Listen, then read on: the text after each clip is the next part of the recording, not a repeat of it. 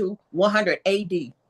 Also, it can be practical. The reason it can be practical, because it can come to a specific church, which he was talking about at that time, or it can apply to all the church in general. The other part of that, it can be a personal thing, because it is something that can be applied to every believer.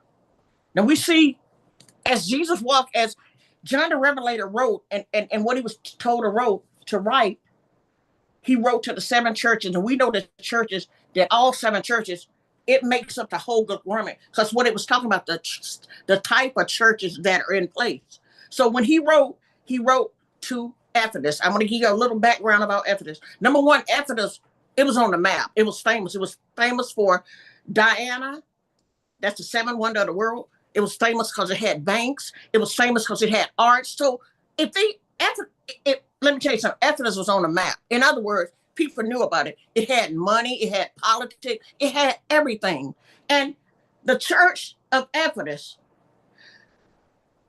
Paul went and he founded the church of Ephesus in Acts, the 18th chapter. And what Paul did when he founded the church, he brought in leaders and he taught and he preached and showed them